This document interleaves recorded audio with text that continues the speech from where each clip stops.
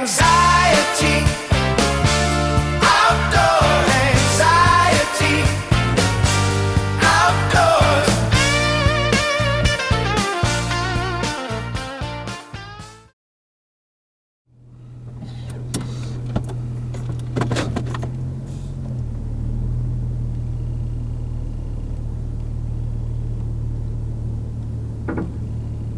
Alright, so it's Friday. I got out. And I'm just heading to the same place. And I am practicing the Kushava. And because of the Kushava, this little redundant trip is taking on a whole new meaning. A whole new depth.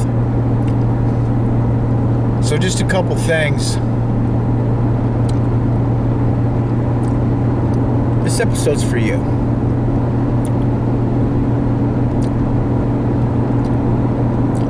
As in me. So I'm going to speak in the second person, but I'm talking to me. The minute you hit the road, there was like a total mind shift. It was just like that too. It was noticeable. There's that spot I was going to check. And there's a rig there. Well, somebody's got that spot. So I'm just going up to the tomb. And somebody's in first spot. It's coming up. It's right here. Easy to miss. Whoa! Where'd you go?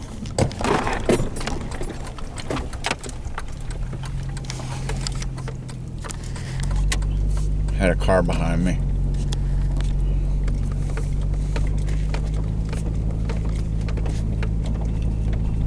So the Kushava is in play here, and it is a fantastic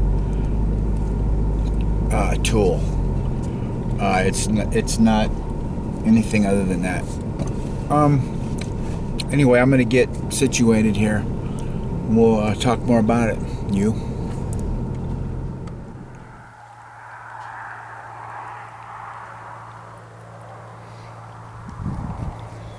Yeah, I can already tell it's gonna get too warm here. The breeze is nice, but I can already tell I'm gonna have to head up higher. So I'm just gonna hang around here at the tomb. You know, with the Kushava, it makes coming back, for me anyway, it makes coming back to these places, it almost seems sacred.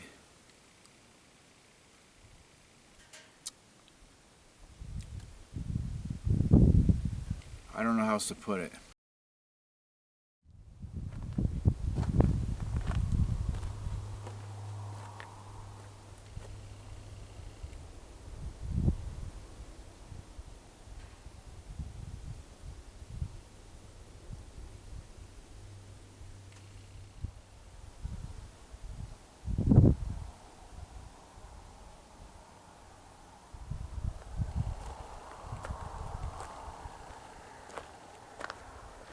This ain't bad.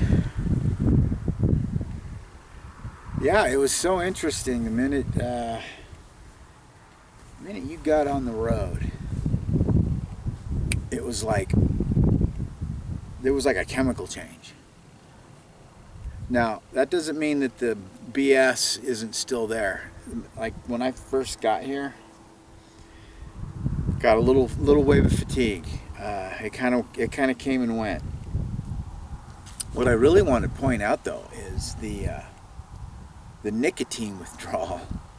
I mentioned it in my update that I'm quitting tobacco, and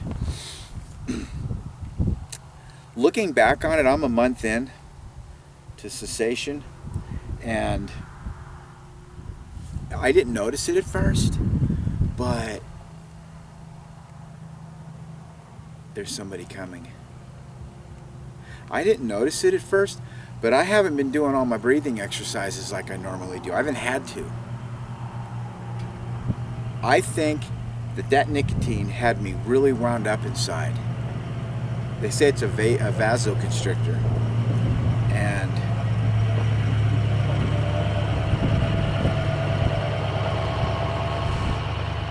I'm inclined to believe that. There's withdrawal symptoms, which are kind of making me a little uptight and all that stuff, but overall, I'm like a totally different person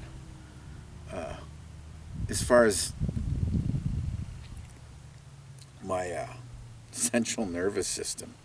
And it's really nice because of how wound up I am from the stress. Something I've been noticing. So as bad as I want to give in, I don't. I'm off the stuff, and I'm done. I haven't thrown it away yet, though. I can't get myself to throw what I had, my stash, my tobacco stash, my chew. That's next. This is nice.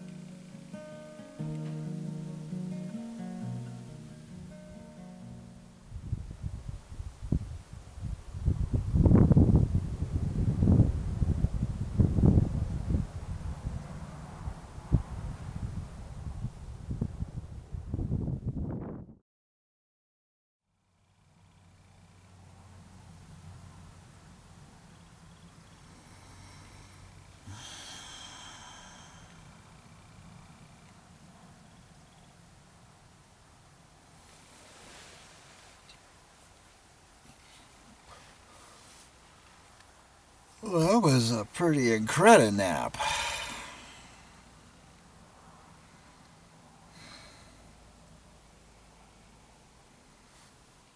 I thought it was going to get too hot, but I think it's fine. All right, I might just stay here for the day. But I needed to catch up on a little sleep here. The insomnia is still quite pronounced. And I don't know how long I just slept for. The sun just changed.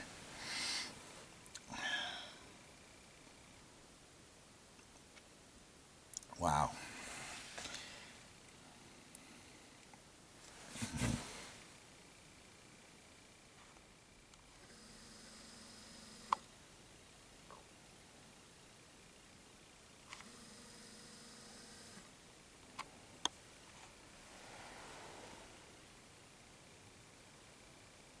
Well, I didn't realize how much I needed this.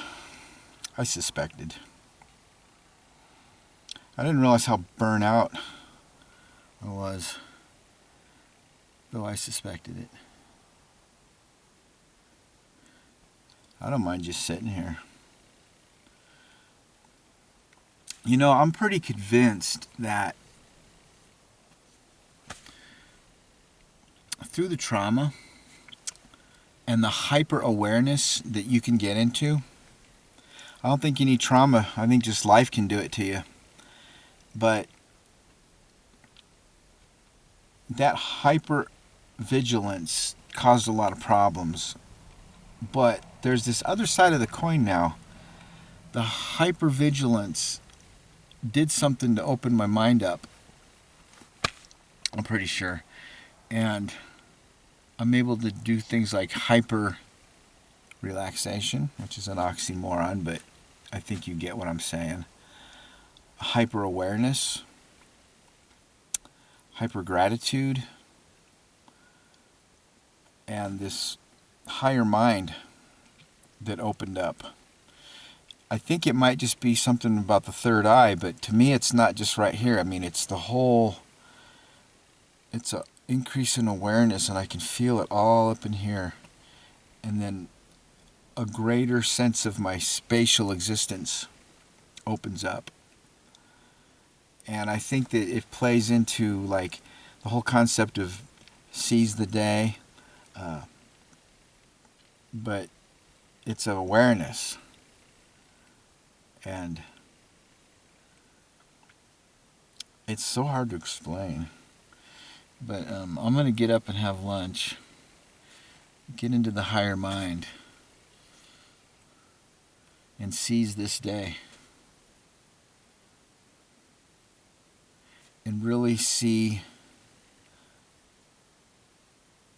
the details that are all around me. Because it's so complex once you start looking, once it starts coming in and it starts to resolve itself. Oh my gosh, it's almost overwhelming. I was thinking about that earlier. I was like, I'm sort of getting lost in the grandeur of the mundane. I have this funny feeling like if I am able to get out of the area again, and I can go out beyond my little borders here and get some fresh new views and stimulus, go somewhere else, it might be a little overwhelming, because it just might. But that is yet to be seen. That's not where I'm at. I'm here today, now, in this moment. And it is overwhelming. It's almost overwhelming. Well, I might just take another nap too.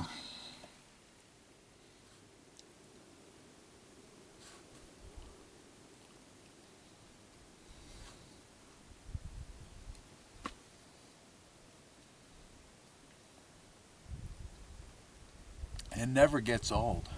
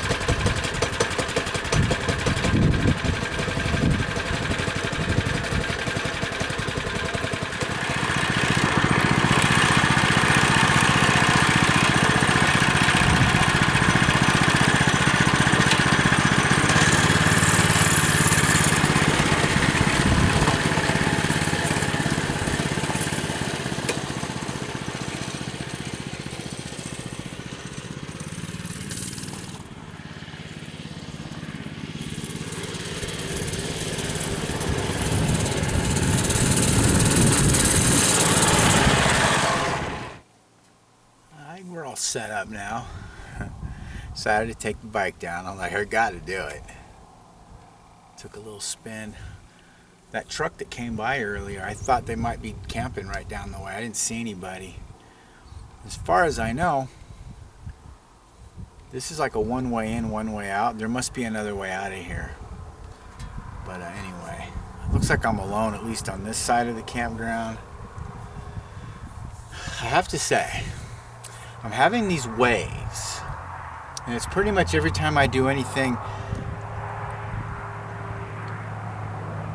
assertive, like taking the bike down, taking the ride, anything that requires any kind of physical assertiveness, even a little bit, it starts to wind me up anxiety-wise, and it's like a hair trigger. But I know. I'm fine. It is a persistent little bugger though, but aside from that, I'm pretty much bugged in here for the day, and I'm gonna get my sunset and enjoy a day at the tomb here. So if you're, I can't imagine other people that have to deal with this. It's a weird disorder. And I've gone over it enough. If you haven't got the story, just go find my videos and go back to the beginning.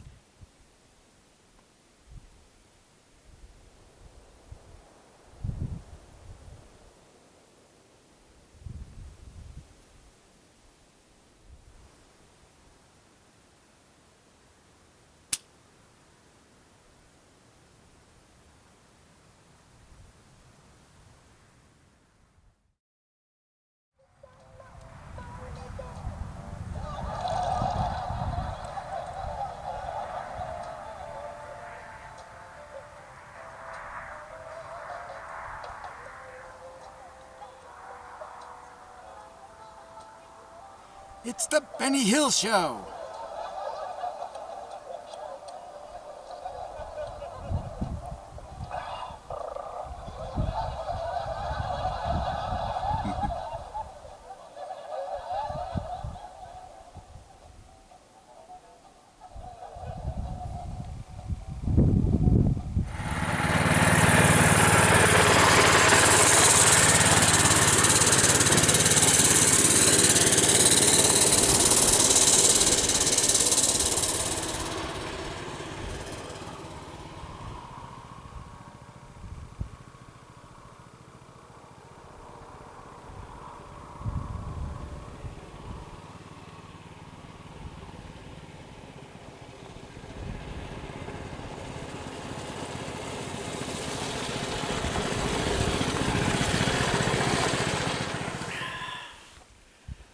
Cool situation.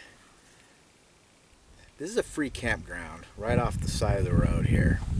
Most people, you unless you know about it, you'll drive right by it. And there's usually somebody here. Back in the old days, it was like this. There was never anybody here. And just took a little spin, another one, and it's like a little course. Little mini bike course. There's nobody around here. I'm all alone, so I'm not bugging anybody. It's because it's just dead quiet out here.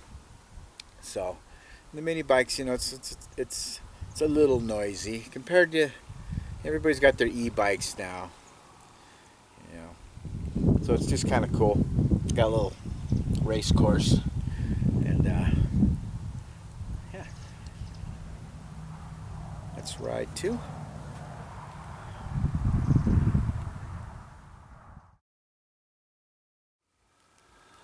Okay, nap number 2 achieved. That was just a little flash nap. What some people call a cat nap. Oh, we're getting into Vantesha here. It's always good when you can get a double napper.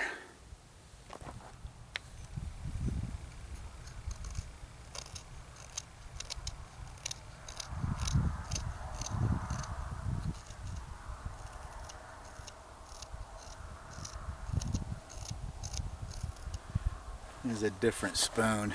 This is my first spoon. And I was looking at it and I was like, it's not done yet. It's not done. It's easier to work on.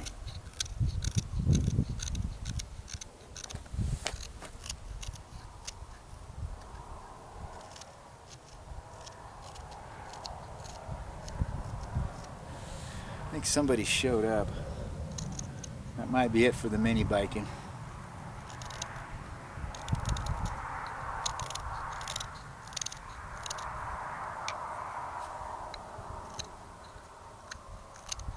We'll see. I can go that way. There's like this access road that goes straight that way, away from the campsite.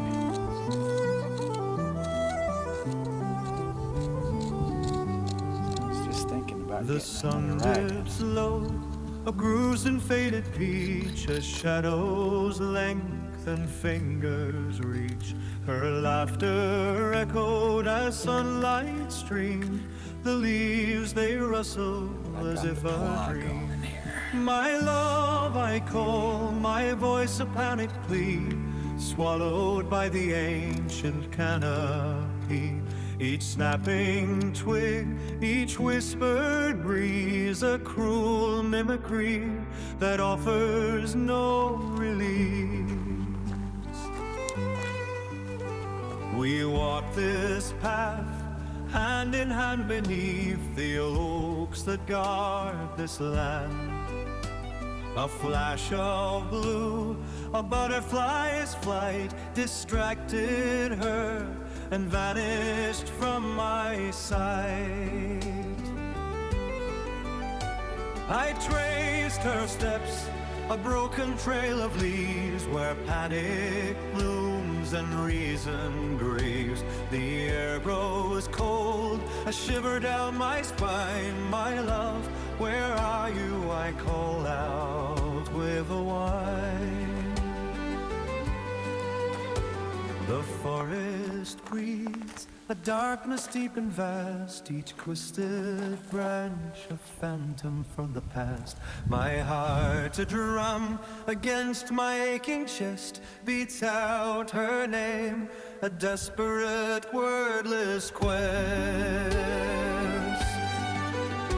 I stumble on through tangled undergrowth, ignoring thorns that tear and anger both. The moon lifts high, and with my worry rise, a silent witness to my breathless cry. My love, louder now, a raw and desperate sound that bounces back unanswered all around. Please, guiding stars, illuminate her way. Bring back my love before the break of day. This wild embrace that once felt sweet and deep now holds her captive heart, my vigil keep. I'll search all night through every shadowed glen until I find you, my love, once again.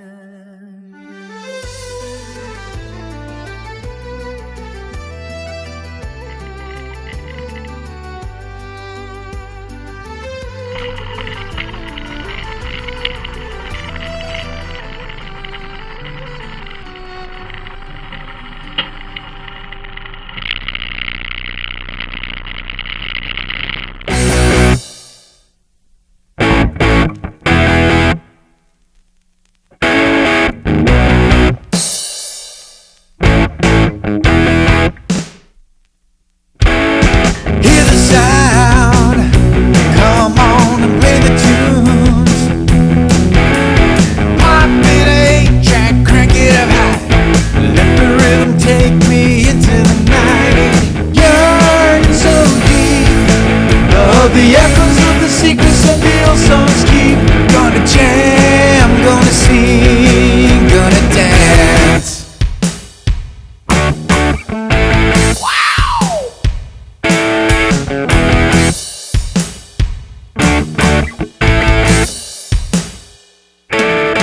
Gonna get some blues down into my shoes. Can you feel the soul now tapping your toes? Those classic riffs and our old refrains. Can you hear the music calling your name? Raised on music and the spirit of rock and roll. Feel my soul in my heart. It's classic, it's fantastic. Turn it up and turn me on again. Our rebel soul.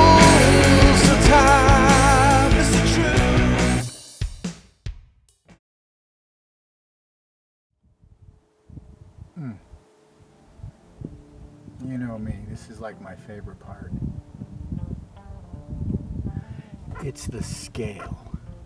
I'm on this side of the valley, looking at the other side. You know, in Nevada, they say the mountain ranges are pulling apart and it drops the floor down.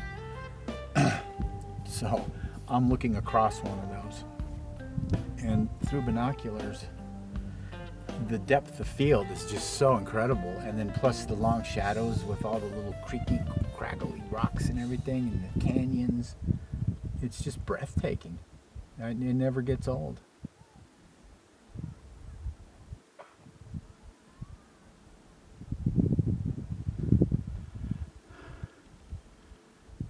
It's kind of profound. Got a little ride in. That'll be it for today. I'm bummed because I'd like to ride more. But if I could get back to this here, when there's nobody here, I'll just tear it up next time. I'm thinking maybe midweek and try to get it just right. I gotta try to find some spots like that because the terrain, it's ideal in here.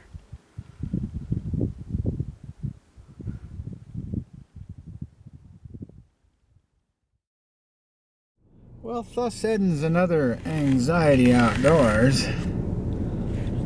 I will say this was kind of overdue. It was a nice winter, and there was a lot of nice days I missed. Today was great, though. I mean, I hit one. The breeze was perfect.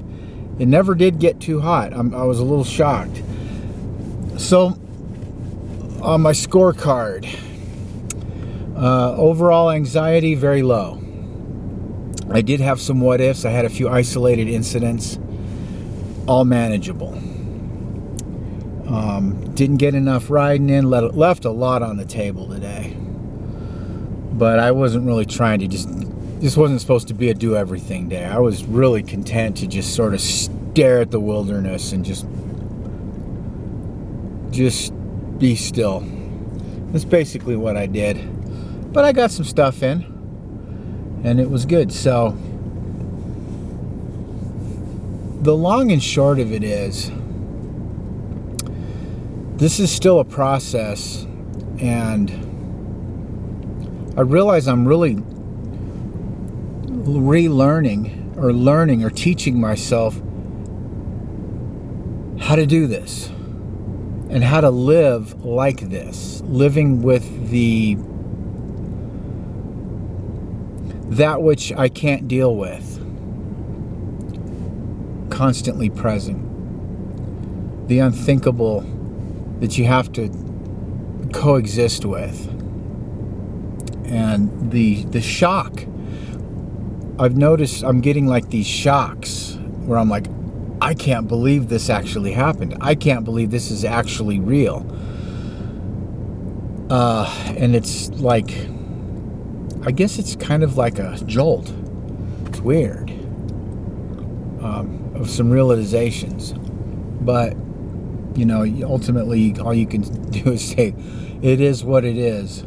And I showed myself once again that I can get out and do this. And this one was a good one. So we're going to head out. Thank you for watching. And thank you for watching. And we'll come out and do it again. So stay frosty.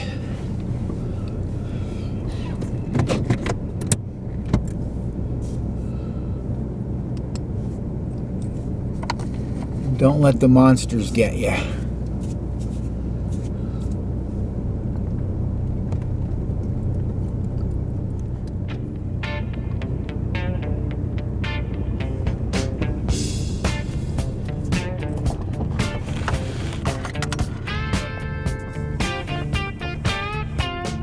Used to be so easy, became so naturally, but now I fight the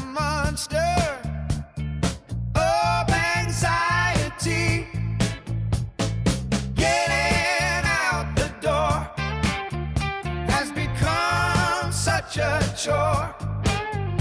Not sure I can even do what I enjoy anymore. Anxiety, outdoor anxiety.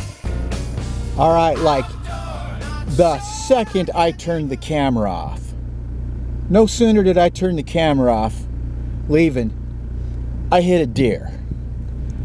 Okay, I've never hit a deer before. I'll tell the story in a minute, but come check this out.